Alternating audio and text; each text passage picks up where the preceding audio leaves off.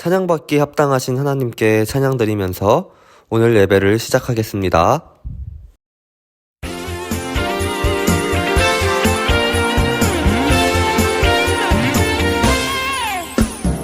반짝반짝 성탄별 기쁨의 소식 전했네.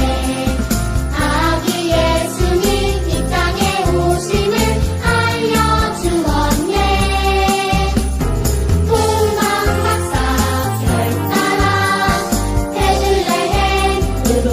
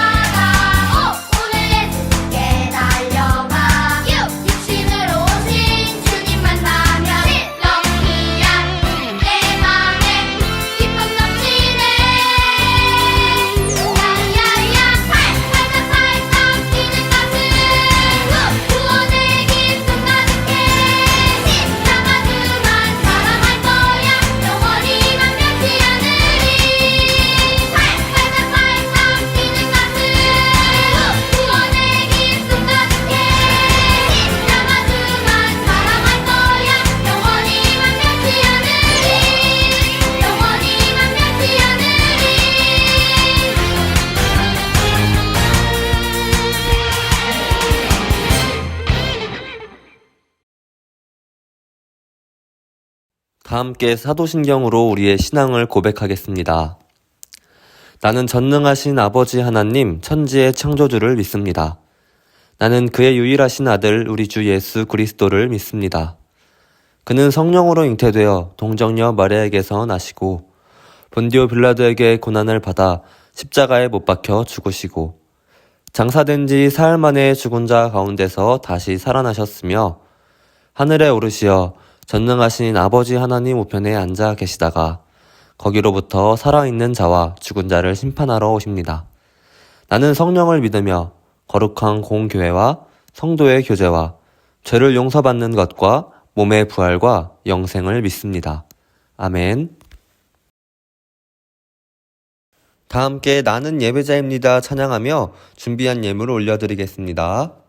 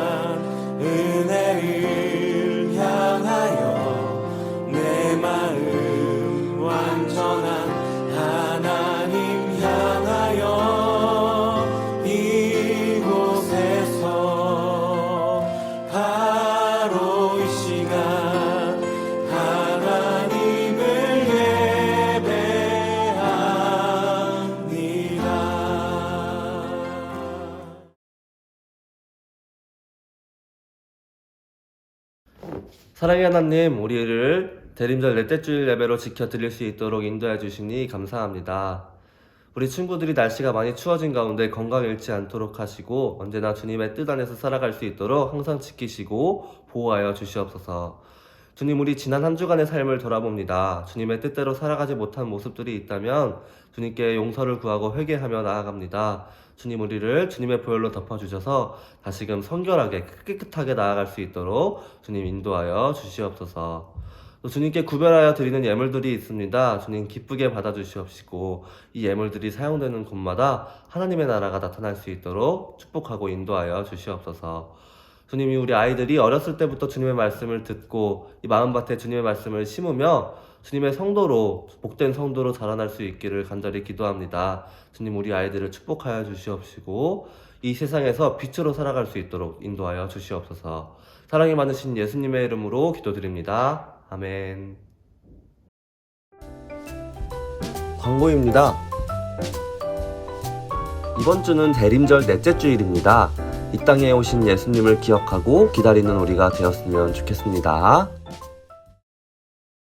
오늘 우리에게 주신 하나님 말씀은 마태복음 2장 1절에서 12절까지 말씀입니다. 함께 읽겠습니다. 헤롯 왕 때에 예수께서 유대 베들레헴에서 나심에 동방으로부터 박사들이 예루살렘에 이르러 말하되 유대인의 왕으로 나시니가 어디 계시냐?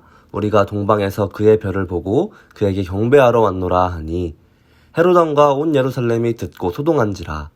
왕이 모든 대제사장과 백성의 서기관들을 모아 그리스도가 어디서 나겠느냐 물으니 이르되 유대 베들레헴이오니 이는 선지자로 이렇게 기록된 바 또 유대 땅 베들레헴아 너는 유대 고을 중에서 가장 작지 아니하도다. 내게서 한 다스리는 자가 나와서 내 백성 이스라엘의 목자가 되리라 하였음이니이다. 이에 헤롯이 가만히 박사들을 불러 별이 나타난 때를 자세히 묻고 베들레헴으로 보내며 이르되 가서 아기에 대하여 자세히 알아보고 찾거든 내게 고하여 나도 가서 그에게 경배하게 하라.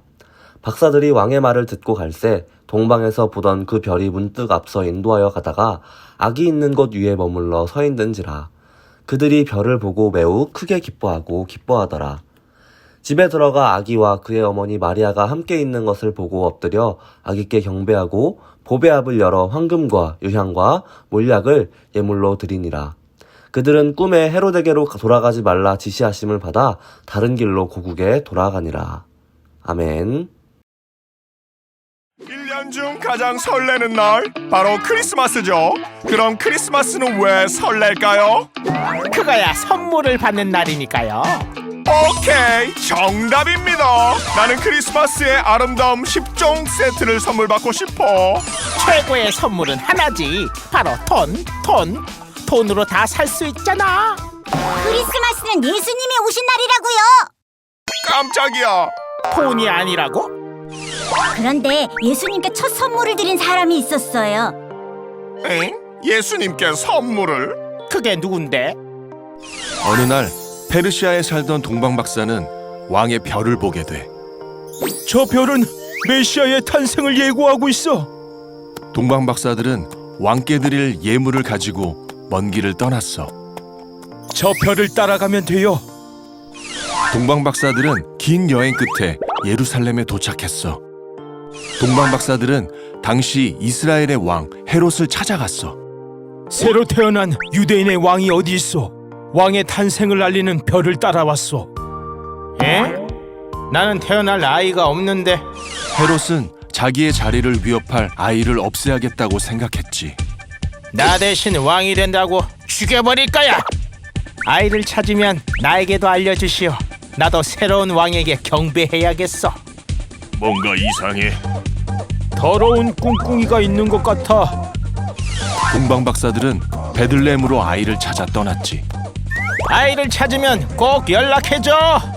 이후 동방 박사는 예수의 탄생을 헤롯에게 알리지 않고 돌아가는데, 이에 분노한 헤롯은 베들레헴 근처에 있는 2살 아래 모든 남자아이를 죽이라고 명령했어. 나의 왕위를 위협할 아이들을 모두 없애버려라. 한편 동방 박사들은 별이 인도하는 대로 아기가 있는 곳에 도착하게 돼. 여긴가 봐. 동방 박사들은 마리아와 요셉이 머무는 집에 들어가 아기 예수께 예물을 바치고 엎드려 경배했어. 저희는 왕께 선물을 드리려 동방에서 온 동방 박사입니다. 동방 박사는 황금과 유향과 모략을 예물로 드렸어. 황금은 만왕의 왕이신 예수님께, 유향은 대제사장이신 예수님께, 모략은 십자가에 죽으실 예수님께. 동방 박사는 예수께 선물을 드리고 고국으로 돌아가게 돼. 잘 가요. 고맙소. 저 아이는 왕이 될 거야. 그들이 떠난 후 요셉은 천사의 말을 따라 헤롯을 피해 애굽으로 피신하게 되지. 애굽으로 갑시다. 2살 아래 남자아이를 죽여라. 우리도 크리스마스에 예수님께 선물을 해야겠어요. 나에게는 너희의 마음이 가장 큰 선물이란다.